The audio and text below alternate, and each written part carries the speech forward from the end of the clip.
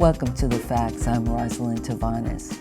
With the impeachment inquiry into the actions of Mr. Trump, the country still seems divided as to whether he is deserving of this process. With this in mind, I researched his attack on our civil and human rights since he came into office.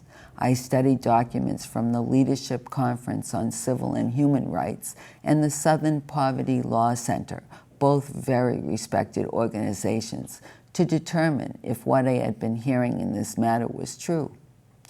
The Leadership Conference posted a list by year of civil and human rights rollbacks that Mr. Trump and his cabinet have instituted.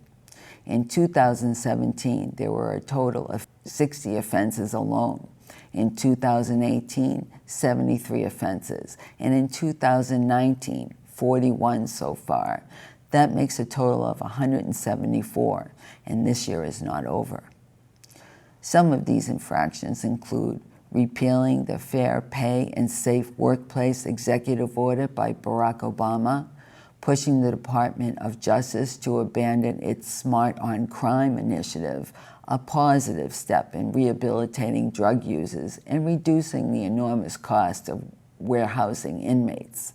He has also banned transgender people from serving in the military, rescinded guidelines that were created in the wake of the shooting in Ferguson to protect the public from law enforcement's misuse of military-grade weapons, and stopped the EEOC, or Equal Employment Opportunities Commission rule, that required large companies to disclose what they pay employees by sex, race, ethnicity, which was intended for the remedy of unequal pay. But there's more. Mr. Trump rescinded the Deferred Action for Childhood Arrivals, which is the DACA program. He implemented a tax bill giving an unnecessary tax break to millionaires, billionaires, and wealthy corporations. He rescinded documents outlining the rights of students with disabilities.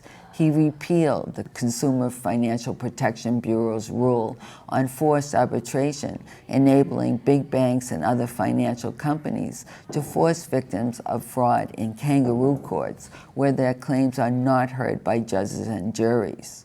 And he released new guidelines that allow states to seek waivers to require Medicaid recipients to work. Amazingly, this list continues with forming a budget proposal that denies critical health care to those most in need, and with those funds, bankroll the border wall, issuing a notice designed to block access to health care under Title X and deny women information about their reproductive health care options, withdrawing from the UN Human Rights Council, and stopping cooperation with and responding to UN investigators over potential human rights violations in the US. And that's not a fraction of the complete list.